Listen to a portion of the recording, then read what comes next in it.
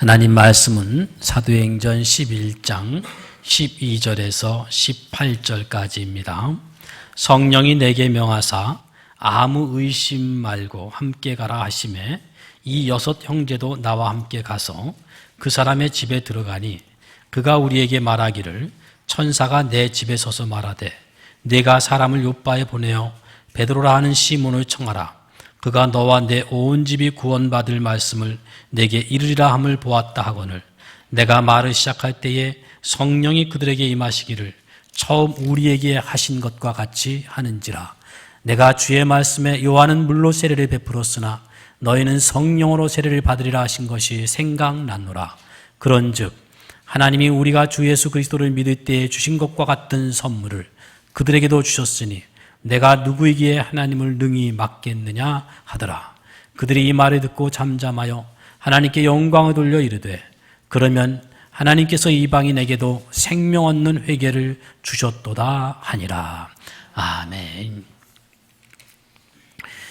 이 초대교회 때에는 예수님을 믿으라고 전도하는 것을 누구에게나 다 하지 않고 유대인들에게만 복음을 전했습니다. 처음에는 그렇게 했습니다. 그래서 예수님의 제자들도 유대인들이 아닌 다른 민족들, 이방인들에게 복음을 전한다는 것은 상상할 수도 없었습니다.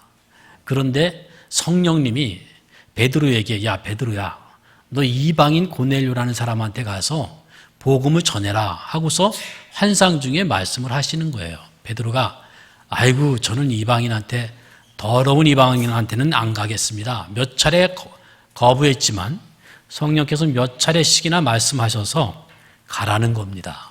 그리고 또 그 이방인인 고넬료한테도 성령님이 너 저 요빠에 베드로라는 사도가 있는데 그에게 사람을 보내서 데려다가 말씀을 듣고 세례를 받으라 라고 또 그 이방인 고넬료에게도 성령님이 말씀을 하셔서 그리고 고넬료가 사람을 요빠에 있는 베드로에게 보내서 자기 집으로 초청을 합니다.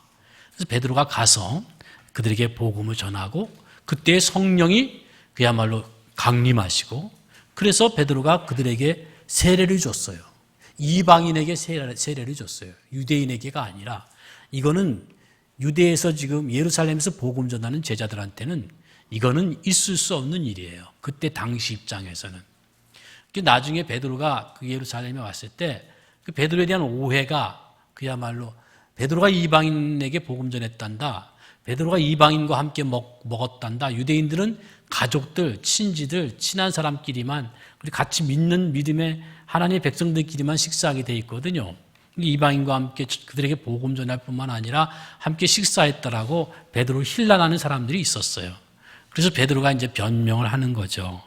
지금 사실은 이 변명하는 내용이 우리가 오늘 읽었던 내용인데 그 11장 1절에 유대에 있는 사도들과 형제들이 이방인들 또 하나님 말씀을 받았다함을 들었더니 베드로가 예루살렘에 올라갔을 때 할례자들이 비난하여 할례자들은 유대인들 아닙니까?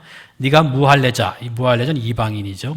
무할례자의 집에 들어가 함께 먹었다 하니 베드로가 그들에게 이 일을 차례로 설명한다 그랬어요. 그래서 그동안 있었던 일을 순서대로 쭉 설명을 합니다. 그런데 설명의 핵심은 이 쭉 제자들 앞에서 베드로가 설명하는 그 내용은 간단하게 말하면 내가 그러지 않았다는 거예요. 내가 그러지 않았다. 내가 시작하지 않았다. 나도 환상을 보았고 고넬료도 환상을 보았고 또 성령께서 가라고 해서 갔고 고넬료도 성령이 사람 보내라고 해서 보냈다. 그래서 내가 가서 복음을 전하기 시작할 때 성령이 임하시더라. 성령이 내리시더라. 그래서 세례를 주었다. 하나님이 그들을 받았는데 어찌 우리가 그들을 하나님의 백성으로 받아들이지 않을 수 있겠으며 하나님이 그들을 받았는데 어찌 우리가 세례를 주지 않을 수 있겠느냐라고 베드로가 설명하는 것입니다. 이 세례라는 것이 여러분들이 잘 아시는 대로 이 사람은 예수 믿는 사람입니다. 이 사람은 하나님의 백성입니다. 하나님의 가족입니다.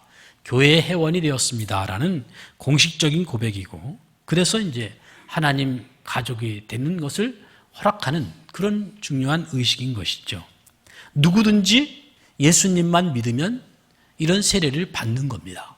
누구든지예요. 여기 누구든지에는 이방인도 포함되고 유대인도 포함되는 거예요. 누구든지 예수님만 믿으면, 누구든지. 거기 누구든지에는 거기는 잘난 사람, 못난 사람, 아는 사람, 모르는 사람, 가진 사람, 못 가진 사람, 남자, 여자, 노인, 어린이 다 포함되는 겁니다. 누구든지에는 예수님만 믿으면 누구든지 자격을 받아요. 제한되어 있질 않아요. 오픈도어입니다. 열려 있어요. 예수님만 믿으면 이것이요, 당시 입장에서는 대단한 것이었어요. 당시 유대인과 이방인의 장벽, 이거는 믿지 않는 역사가들이 볼 때에도요, 역사가들이 고대사를 연구하는 역사가들이 지금까지도 세상에 유대인과 이방인의 장벽은 없었다. 유일하게 그때밖에 없었다라고 말을 해요. 유대인과 이방인의 장벽은 그렇게 허물어지기 어려운 장벽이었는데 그것이 무너진 거예요. 그러니까 유대인들 입장에서는 대단한 사건인 겁니다. 이 고넬료 사건은. 이 사도행전에 있는 이 사건은 굉장히 중요한 사건이에요. 하나님이 이방인에게도 생명 얻는 구원을 주셨다는 거예요. 이방인에게도 예수 믿는 믿음을 주셨다는 거예요. 그 이방인 가운데 우리가 포함되거든요. 이렇게 중요한 사건이에요. 예수님 때문에 그 장벽이 무너진 겁니다. 이겁니다. 예수를 믿기만 하면 구원받는다. 예수를 믿기만 하면 하나님 백성 된다라는 거예요. 근데 유대인들은 그래도 고집을 꺾기가 힘들었어요. 그래서 예수만 믿는 것 갖고는 좀 뭔가 부족한 것 같다. 예수만 믿는 것 갖고는 좀 뭔가 싱겁다.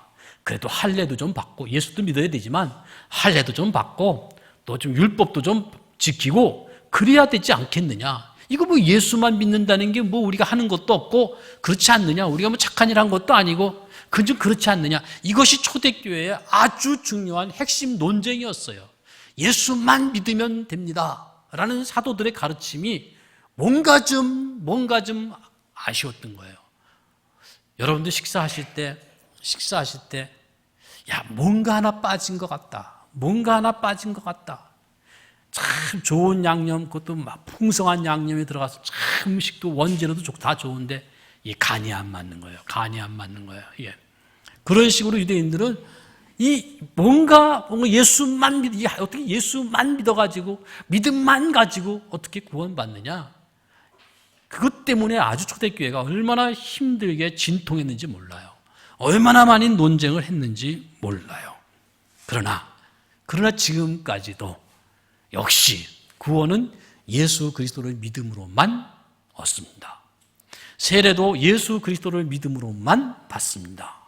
교회 회원도 예수 그리스도를 나의 주인, 나의 구세주로만 믿고 영접하면 세례도 받는 거예요. 바로 이건데 오늘날 이방인들조차도, 유대인 빼면 다 이방인들 아닙니까?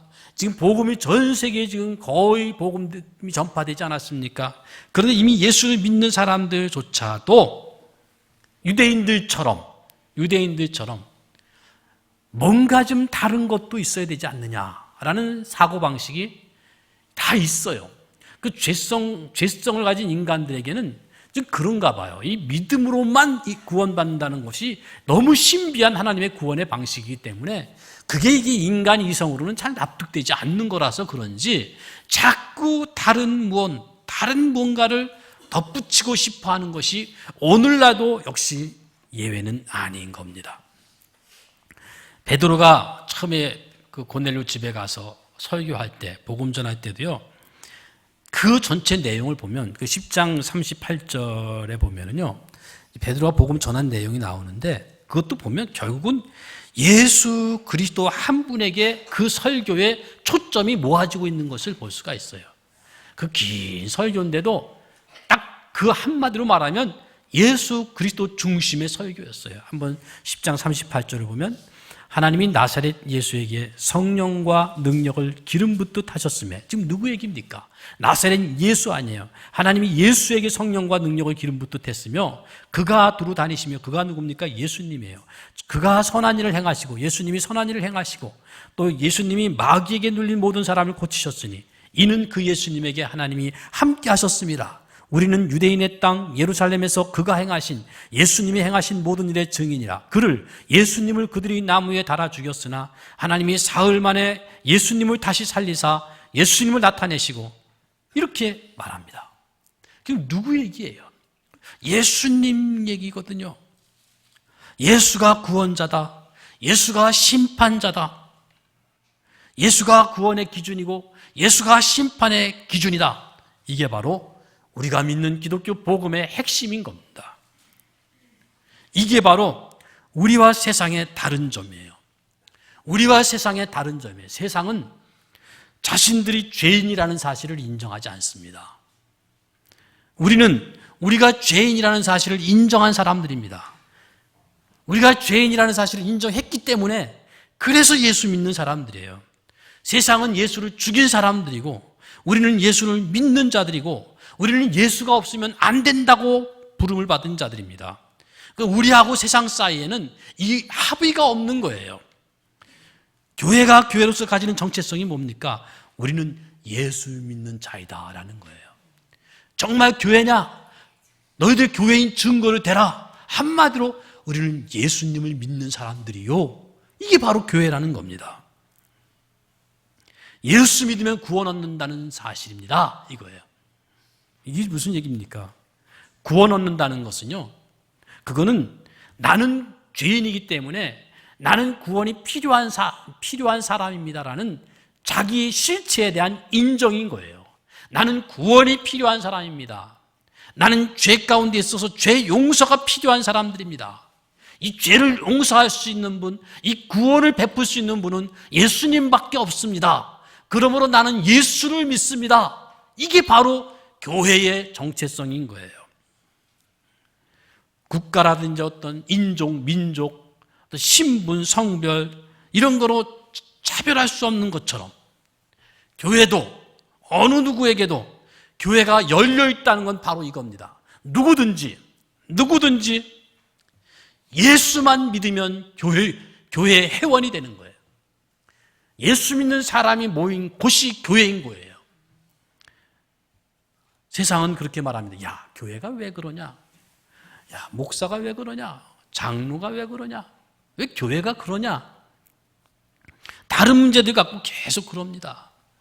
물론 우리는 교회가 거룩해야 되고 또 욕먹으면 안 되고 또 그렇지요. 그러나 그럼에도 불구하고 우리가 뭐 윤리나 도덕이나 선행이나 이런 것 때문에 모인 거 아니에요. 그런 것 때문에 교회가 교회됨이 아닙니다. 우리는 오직 비록 윤리적으로 부족하고 도덕적으로 부족하고 선행도 부족하고 인격도 부족하고 가진 것도 없고 잘난 것도 없지만 그래도 우리가 모이는 거는 그런 것들 때문에 모인 게 아니에요. 선행하려고 모인 것도 아니고 본이 되려고 모인 것도 아니고, 물론 선행을 해야 되고 본이 돼야 되지만 우리가 모인 것은 예수님을 믿기 때문에 모인 겁니다. 이거예요. 교회가 왜 교회냐?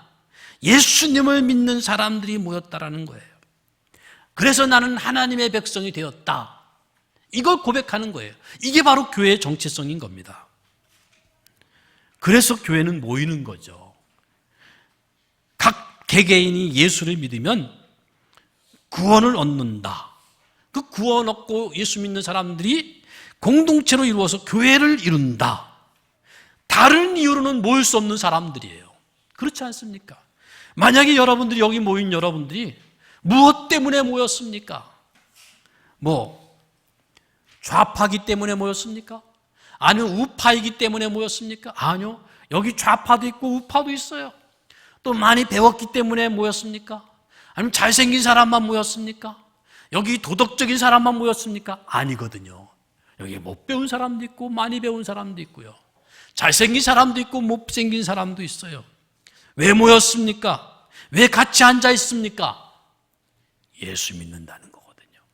이거 하나밖에 없거든요.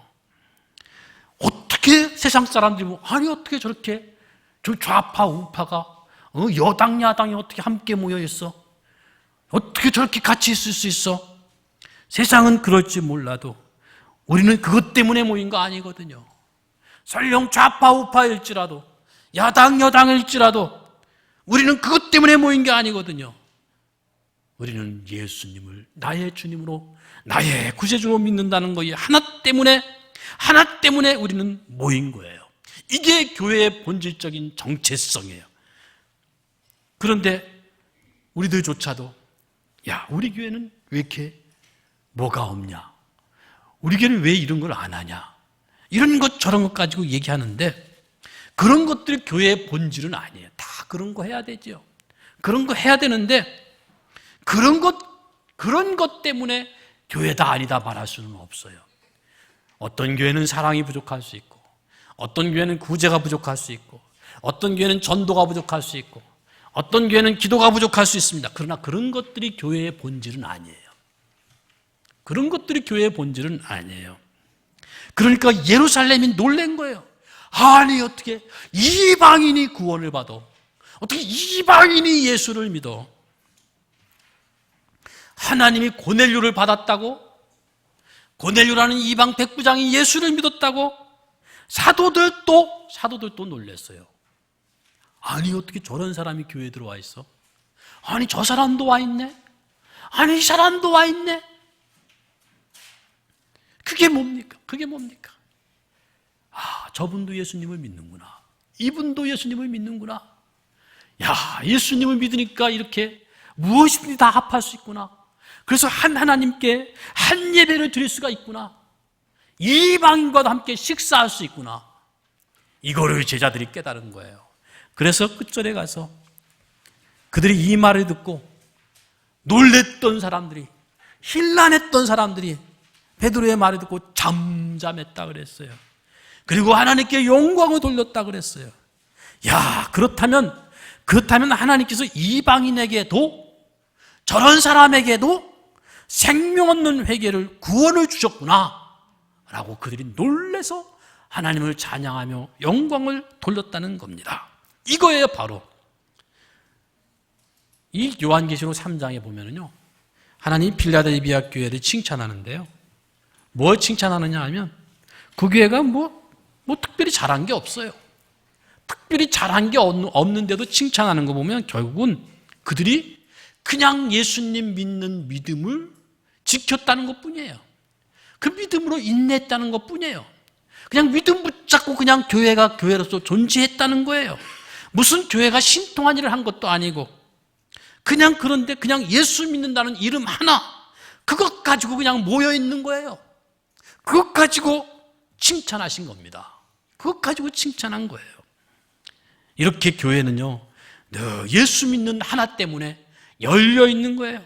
의심하는 자도 오고, 반대하는 자도 물어보려고 오고, 호기심으로 오고, 언제나 열려 있어야 됩니다.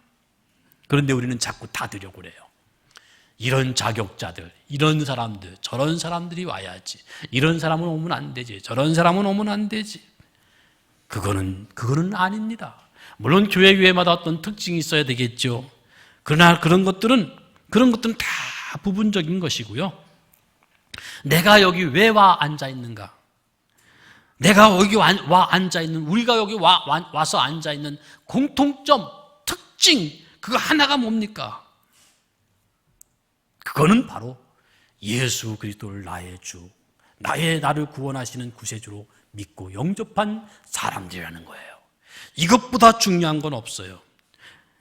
다른 것들, 여러분들이 교회에 와서 내 마음에 들지 않는다든지, 어떤 그야말로 다른 것을 했으면 좋겠다든지, 왜 여긴 이런 걸 안 하나, 왜 저런 거 하지 않나, 그런 것보다요 더 중요한 건 하나님의 말씀 선포가 있는 것입니다. 교회는 믿는 사람들에게 하나님의 말씀을 선포하는 곳이에요. 말씀 선포라는 것은요, 어떤 설득이나 설명하려는 게 아니라, 말씀 선포한다는 뜻은, 그 중요한 의미는 하나님이 교회의 주인공이다라는 거예요. 하나님이 말씀하시는 곳이다라는 거예요. 하나님이 부르셨고 하나님이 발언하시는 모임, 하나님이 말씀하시는 모임. 그러니까 우리가 뜻을 합쳐서 교회라는 단체를 만든 것이 아니라, 하나님이 우리를 불렀다는 걸 상징화하고, 하나님이 우리를 불러서 우리에게 말씀하신다는 것을 예식화하는 것, 그게 바로 설교입니다. 하나님이 어떤 분이신가? 그 하나님 아버지가 바로 예수님을 보내셨다. 그래서 뭐를 했다? 우리와 세상을 구원했다. 그리고 그 구원이 궁극적인 이 세상과 역사와 인생과 모든 운명이 될 것이다. 이거를 선포하는 거예요. 이런 사실이 얼마나 중요한 줄 아십니까? 예수님을 믿는다는 것은요, 예수님께서 여러분들을 죄에서 구원했다는 사실뿐만 아니라 여러분을 예수님과 함께 묶었다는 거예요. 예수님 믿는다는 예수님과 여러분을, 우리들을 묶었다는 거예요. 이 묶음은 하나님이 묶은 묶음이기 때문에 누구도 그 무엇도 결코 끊을 수 없는 묶음이란 말이에요. 그래서 나는 이번 주에 쉬고 싶은데도 뭔가가 이끌어가지고 어떤 생명력이 작용을 해가지고 자꾸 교회로 발걸음이 옮겨지는 거예요. 오늘은 좀 딴 것 좀 해보고 싶은데, 그런데 자꾸 뭔가 이끈단 말이에요. 자꾸 누군가가 민단 말이에요. 왜요? 하나님이 우리와 예수님을 묶었기 때문에 그렇습니다. 그렇게 하나님은 예수 믿는 우리들을 외면하지 않습니다. 설령 우리가 하나님의 뜻을 외면하고 배신했다 할지라도 그래도 예수님은 우리와 함께 있어요. 왜요? 묶였기 때문에 그런 거예요.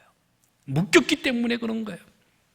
어떤 때는 내가 나 스스로를 볼 때 정말 내가 너무 못하는구나 하고 스스로 자책하고 책망하고 스스로 그 말할 수 없는 그 게으름과 비겁함에 있을 때에도, 그때에도 예수 믿는 나이기 때문에 예수님과 함께하는 것을 결코 중단하지 않습니다. 왜요? 예수님이 나를 여전히 떠나지 않고 붙잡고 계시거든요. 하나님이 그럼에도 불구하고 묶어놨거든요. 이게 바로 예수 믿는다는 뜻이에요. 그런 믿는 자들에게 하나님이 말씀을 선포하는 거예요. 하나님은 창조주시다, 심판주시다. 그 창조한 세계를 지금도 하나님이 다스리고 계신다. 하나님이 그 통치를 완성하기 위해서 일하고 계신다. 이게 바로 설교예요, 설교. 우리가 당하는 현실, 우리가 겪는 도전, 이 우리의 연약함, 이 세상의 무서움, 이런 것들 하나님이 다 알고 계시고 그 속에서 나를 이기게 하기 위해서, 승리하게 하기 위해서 지금도 하나님이 일하고 계세요. 예수 믿는 우리들을 위해서. 우리의 형편을 아십니다. 나의 실수를 아십니다. 그러나 하나님이 포기하지 않으십니다. 그래서 예수 믿는 사람들이 모여있는 우리에게 하나님이 말씀하시는 거예요. 포기하지 말아라. 일어나라. 그래도 일어나라. 이게 바로 설교입니다. 이게 바로 설교예요. 하나님이요, 잘하면 복 주고 못하면 벌 주는 그런 하나님. 한두 번, 세 번까지는 봐주지만 네 번은 봐주지 않는다고 그렇게 생각하지 마십시오. 하나님은요, 정말 기다리시고 우리를 꾸짖지도 않으시고 넉넉하게 돌아올 때까지 기다리시는 하나님. 놓지 않고 돌아올 때까지 기다리시는 하나님. 기회를 주십니다. 기회를 주세요. 넘어진 것을 일으켜 주시고 눈물을 닦아주시고 내 손을 잡아라. 내 손을 잡아라. 그러시지 거봐. 그러시지 않는단 말이에요. 그러시지 않는단 말이에요. 요즘엔 참 강아지를 묶는 줄도 잘 나왔습니다. 그래가지고 요즘에 나온 건지 오래전에 나온 건지 제가 본 지는 얼마 안 됐으니까 말씀드리는 건데, 이 강아지 끈이 이렇게 릴로 안에 감겨 있어가지고 지가 가고 싶은 대로 막 가도 지가 줄줄줄 풀려가지고 낚싯줄처럼 그냥 수수수 풀려서 가고 싶은 데까지 가는데 이게 다 풀릴 때까지만 가게 내비두더라고요. 다 풀릴 때까지만. 그 이상은 못 가는 거죠. 마음대로 가게끔 그냥 그렇게. 그랬다가 강아지가 돌아오면 지가 저절로 수수수 말리고. 하나님이 내가 내 멋대로 도망가는 것 같지만 하나님의 끈은 여전히 우리를 붙잡고 있는 거예요. 딱 붙잡고 계신 거예요. 여전히 우리 속에 예수 믿는 믿음을, 그 믿음을 선물로 주셨기 때문에 이거를 빼버릴 수가 없는 거예요. 나도 뺄 수 없고 하나님도 빼버릴 수 없어요. 하나님이 주신 선물이기 때문에 그렇습니다. 그게 바로 믿음인 거예요. 여러분 중에 주일 잘 못 지키는 분들 계시죠? 마음이 어떻습니까? 주일 안 지키니까 참 신나더라. 마음이 개운하더라. 그렇습니까? 왠지 우리 가긴 가야 되는데 이거 내가 이번에 또 늦잠분이라고 못 가고 또 뭐 일이 있다고 못 가고, 그래도 계속 뭔가 이 생각은 거기에 매여 있는 게 느껴지지 않습니까? 우리 하나님이 여러분들을 붙잡고 계신 거예요. 절대로 하나님이 여러분들을 포기하지 않습니다. 어느 정도로 우리를 포기하지 않으신 줄 아십니까? 그 아들 예수를 십자가에 못 박아 죽이시기까지 우리를 포기하지 않는 우리 하나님이시라고요. 그런 것을 기억하셔가지고 여러분의 신앙을 예수님께 묶으세요. 묶여있다는 사실을 아세요. 이미 묶여있는 사람답게 사시면 그러면 순립니다. 순조롭습니다. 그게 형통한 거예요. 그게 바로 요한복음 1장 14절에 말씀이 육신이 되어 우리 가운데 거하시매 아버지의 독생자의 영광이요 은혜와 진리가 충만하더라. 그 충만한 은혜와 진리가 누구를 찾아오신 줄 아십니까? 우리를 찾아온 거예요. 우리에게까지 찾아오신 거예요. 우리 집에 오시고 나와 함께 하시고 나의 못남 나의 자책 후의 한숨에까지 기꺼이 찾아와서 기꺼이 우리 편이 되시는 거예요. 이것이 바로 예수님이고 이것이 바로 십자가고 이것이 바로 구원이라는 기독교 복음의 핵심이 되는 단어들인 겁니다. 우리를 위하여 성자 하나님 예수님이 죽으셨다는 사실, 이거 기억하십시오. 그러므로 그 주님이 우리를 위해서 항상 못하실 게 없고 못 따라 들어오실 자리가 없고 우리 편 되기를 포기할 자리가 없다는 것을 기억하십시오. 주일 날 와서 한번 하나님의 기적을 보십시오. 아니 저 사람도 왔네. 아니 이 사람도 왔네. 아니 어떻게 저런 사람이 왔어. 근데 저 사람 지난주에도 왔는데 이번 주 또 왔네. 야 대단하다. 우리 하나님의 그 손길 대단하시다. 이걸 좀 볼 줄 아시라고요. 정말 하나님이 오늘 또 우리를 받아주신 겁니다. 오늘 또 하나님이 말씀하시면서 응원하시는 거예요. 힘내. 네 자리는 여기야. 너 가고 싶은 대로 가. 그건 난 너 안 놔. 마음대로 해.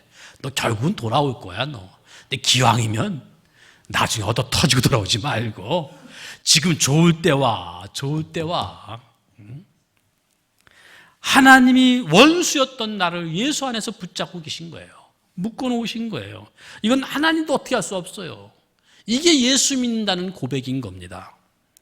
그 특권을 여러분들이 받아가지고 있는데 특권을 가졌으면 그 권리를 행사할 줄 알아야죠. 그리고 은혜를 받았으면 그 은혜를 누릴 줄 알아야죠. 이런 걸 알고 이해하시고 누리시는 여러분의 믿음이 되고 그런 인생이 되시기를 바라요. 예수 믿는다는 것이 얼마나 좋은지 그날에 가서만 아는 것이 아니라 금생에서도 얼마든지 알 수 있고 누릴 수 있는 거거든요. 그걸 알아차리고요. 야, 예수 믿는다는 것이 이렇게 좋은 거구나. 이렇게 신비한 거구나. 주일마다 내가 체험하는 거구나. 그걸 아시고 거기에 걸맞게 한번 살아보십시오. 재미있습니다. 예수 안 믿는 사람 무슨 재미로 사는지 모르겠어요. 얼마나 좋은지 몰라요. 이거는 각자가 기도하시면서 성령의 도우심으로 체험해봐야 아는 거예요. 교회가 뭡니까? 교회는 예수 믿는 교회예요. 다른 건 좀 부족해도 괜찮아요. 예수만 믿으면 되는 거예요. 기도하시겠습니다. 하나님 아버지, 정말 감사합니다. 이방인도 구원받았다고 유대인들이 깜짝 놀라서 이방인에게 복음 전한 베드로를 힐난했으나 성령의 감동으로 베드로의 설명을 듣고 하나님이 이방인에게도 생명 얻는 구원을 주셨다는 사실을 알고 하나님 앞에서 놀라며 잠잠하며 하나님께 영광을 돌리며 찬송했던 그 현장에 저희들이 말씀으로 다녀왔습니다. 이 시간도 우리에게 함께 하셔서 믿음을 주셨사오니 교회가 믿음 위에 굳게 서게 하시고 믿음에 믿음을 더하여 주시고 은혜 위에 은혜를 더하여 주시기를 간절히 바라옵고 원합니다. 이미 예수와 우리를 함께 묶으셨사오니 그 예수 그리스도를 통하여 공급하시는 생명을 저희들이 충만히 받아 누리게 하시고 그 생명을 소유한 자로서 그 생명자답게 합당하게 살아가는 하나님의 자녀들 백성들 되게 하여 주시옵소서. 그 생명의 열매가 풍성하게 하여 주시옵소서. 감사하옵고 예수님의 이름으로 기도하옵나이다. 아멘.